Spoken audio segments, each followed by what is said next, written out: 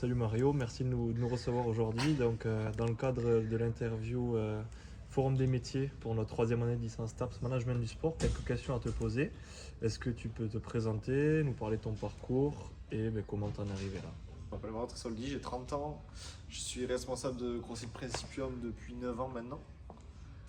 Voilà, CrossFit Principium, c'est une salle de CrossFit qui a vocation à bouger un petit peu maintenant. On appelle plus ça un club de fitness. On va retrouver plusieurs disciplines, dont le CrossFit, la remise en forme, l'Aerox. Je suis à la fois owner, créateur avec mon partenaire, mon pote d'enfance Romain. Et je suis également coach. Et dans la structure, moi, je m'occupe principalement de tout ce qui est marketing, communication. Et en plus de coacher quelques heures par-ci par-là. Alors du coup mon parcours, j'ai un bac S, je suis rentré en BTS MUC, donc Management des unités commerciales. C'est un peu le BTS qui te permet de gérer, de monter une société. Tu apprends un peu tout, marketing, communication, un peu de management, beaucoup de gestion, vraiment les bases solides pour apprendre ça. Et pour pousser un peu mon enseignement, je suis rentré à l'ISCOM, donc j'ai fait une école de communication, l'Institut supérieur de communication de Paris. Où là vraiment je suis allé vraiment dans le marketing et la communication, ce qui me passionnait un petit peu. Toujours passionné de sport et avec mon meilleur ami Romain avec qui j'ai monté la salle, qui lui était sur plutôt un processus sport, donc lui il a un BPGEPS.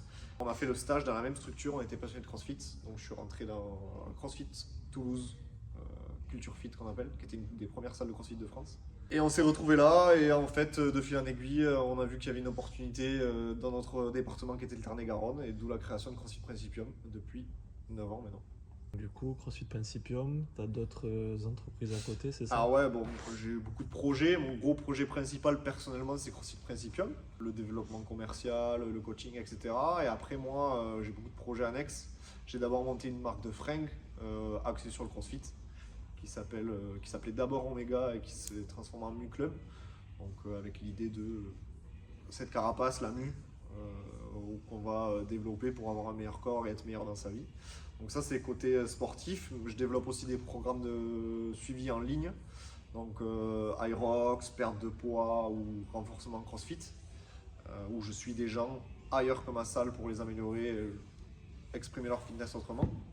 Et là, depuis peu, je suis en train de créer une formation pour toutes les personnes qui aimeraient soit améliorer leur salle de CrossFit, soit se lancer dans ce métier-là. Donc vraiment tout le process de vente, tout le process de marketing, apprendre à gérer une salle financièrement, tous les petits tips, toute l'expérience que j'ai accumulée depuis 9 ans maintenant. Voilà, je donne tout ça en formation, et ça, soit par accompagnement, soit ponctuellement. C'est-à-dire que soit ils prennent la formation, ils voient un petit peu, ils piochent ce qu'ils ont envie, ou soit moi je les accompagne sur le long terme et on fait des calls, on essaie de voir comment je peux les aider à améliorer leur salle de CrossFit. Qu'est-ce que pour toi un bon manager? Bah, du coup, pour moi, être un bon manager, c'est vraiment déjà se constituer une équipe proche et forte, c'est-à-dire vraiment avoir un lien avec les gens. Faut pas oublier que ça reste des humains et du coup se mettre à leur place. Et c'est plus dans pour avancer ensemble, il faut déjà qu'on ait les mêmes bases, qu'on ait la même culture d'entreprise. Donc avoir les mêmes objectifs, c'est hyper important. Pas avoir quelqu'un qui est juste là pour faire un taf. C'est vraiment avoir la vision de l'un et de l'autre, arriver à tirer parti l'un de l'autre. C'est-à-dire que si quelqu'un veut progresser dans mon entreprise, il faut qu'il me montre qu'il a envie de progresser avec moi, il faut qu'il me montre des choses qui puissent aller dans mon sens. Et forcément, ça va dans l'autre sens, c'est que moi je suis là à les accompagner pour les aider. S'ils ont des projets, s'ils ont des envies, savoir les écouter et les amener un petit peu plus loin. Donc ça marche vraiment comme une team, comme une équipe, comme en sport. On va avancer ensemble sur des projets communs. Donc c'est comme ça que j'essaie de construire la chose. Donc c'est très dur en tant que manager de construire une belle équipe, d'avoir quelqu'un qui a la même vision, mais quand ça marche, c'est là où la société peut exploser et qu'on avance ensemble. Et même principe, qu'est-ce que pour toi un bon entrepreneur? Un bon entrepreneur, pour moi, c'est quelqu'un de déjà un peu fou. Pour se lancer dans l'entrepreneuriat, j'ai souvent cette anecdote avec des gens qui me disent bah, tu t'es lancé très tôt, j'avais 22 ans quand j'ai commencé ça. Et je pense que si à 22 ans, j'avais vu tout ce que j'allais faire et toutes les merdes, pardon, mais toutes les galères qui allaient se proposer à nous, peut-être qu'on ne se serait pas lancé. On se serait dit non, il y a trop, c'est trop, on ne peut pas le faire. Donc il faut être un peu fou, un peu inconscient. Ça, c'est la première des choses. Et après, vraiment, se dire qu'il faut être capable de tout faire. Il ne faut pas se cantonner à une seule chose. Apprendre constamment, parce que vous allez voir qu'il y a tellement de choses à faire que si on ne se forme pas, si on ne s'intéresse pas à tout, on va être perdu. Et si on est borné et qu'on se dit je fais la bonne chose et qu'on ne se remet pas en question, non, c'est faux. Donc, apprendre constamment, s'inspirer des meilleurs, lire. Après, croire en soi évidemment et avoir des balls. Alors, ça me fait écho aussi, on revient un peu au management. On dit que les meilleurs entrepreneurs, c'est pas forcément les plus intelligents, mais c'est ceux qui arrivent à s'entourer des meilleurs. C'est-à-dire que comme vous n'allez pas tout faire tout seul, il va falloir vraiment passer par cette phase de délégation. Et du coup, la force, c'est d'arriver à trouver les personnes qui vont t'aider, qui vont te faire passer un step. C'est-à-dire que moi, je ne suis pas le meilleur en coaching, j'ai su attirer et recruter des gens qui sont très bons dans le coaching. Et cette étape-là, quand elle est bonne, ça va être pareil sur l'aspect marketing, communication. Et c'est comme ça qu'on gravit un petit peu les échelons et qu'on amène nos sociétés à mieux vivre et à se développer. Comment est-ce que tu organises ton travail et celui des collaborateurs? D'un côté opérationnel ou plus de manière générale? De manière générale, ouais, comment tu fais? Du coup, alors, comment j'organise mon travail, c'est assez compliqué. J'ai lu pas mal de livres de développement, d'optimisation de temps, etc. Et l'idée, c'est déjà définir les tâches à l'avance quand on a une équipe. Qui s'occupe de quoi, avoir des responsabilités et justement pas empiéter sur le travail de l'autre. C'est-à-dire que si on est obligé tout le temps de demander l'avis des uns et des autres, on n'avance pas trop. Donc déjà savoir qui est à sa place et qui doit faire quoi. Par exemple dans le coaching, moi c'est Romain, la partie sportive, c'est lui qui s'occupe de la partie sportive. Donc on va pouvoir en débattre, mais s'il y a des décisions à prendre opérationnelles, c'est lui qui va les prendre et on peut en débattre après. Et après, moi je bossais beaucoup avec des listes de tâches, des to-do list tout simplement. Mais je pense que la meilleure des choses, c'est que tout le monde doit savoir ce qu'il a à faire, court terme, moyen terme, long terme. C'est-à-dire liste de tâches à la journée, liste de tâches sur le mois, et peut-être la direction générale, là où on va aller sur l'année. Ça, c'est hyper important. Et après, de manière opérationnelle, nous, on a des outils de gestion. Donc, moi, j'utilise beaucoup Notion, le logiciel Notion, où je vais pouvoir, le matin ou la veille, donner les missions à tous mes collaborateurs. Ils savent déjà en se connectant, sans me consulter, qu'est-ce qu'ils ont à faire. Et après, évidemment, de manière plus classique, organiser des réunions. J'essaie de faire des réunions, pas tout le temps, parce que c'est des fois une perte de temps, mais de manière bimensuelle ou sur l'année. Juste déjà une réunion générale, on va avoir la ligne directrice de mon entreprise, où est-ce qu'on veut aller tous ensemble.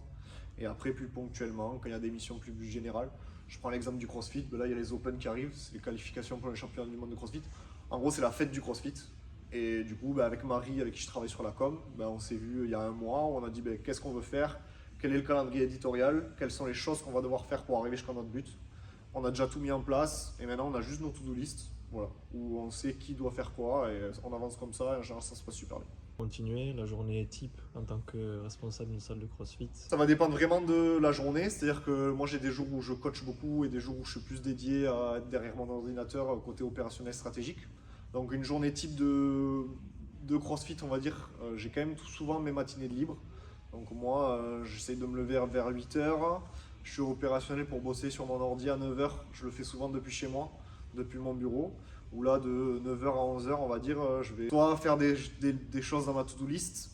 Je conseille d'ailleurs, s'il y en a qui m'écoutent, à se donner une seule tâche. Aller vers l'essentiel, c'est un des livres que je lis. The One Thing, si vous voulez le lire, il est incroyable ce livre. Où juste le but c'est d'effectuer une tâche et de ne pas se parasiter à faire plusieurs choses en même temps. On n'est pas capable de le faire. Donc je me lève, j'essaie de faire cette fameuse chose qui est l'essentiel de ma journée. Et ensuite je vais à la salle et en général je coach à midi et je mange. Et le soir je vais avoir je vais avoir après-midi 14h30, 16h30, je vais avoir 2 heures pour travailler un peu sur mon ordi, faire des tâches secondaires ou finir ma tâche principale que je n'avais pas faite.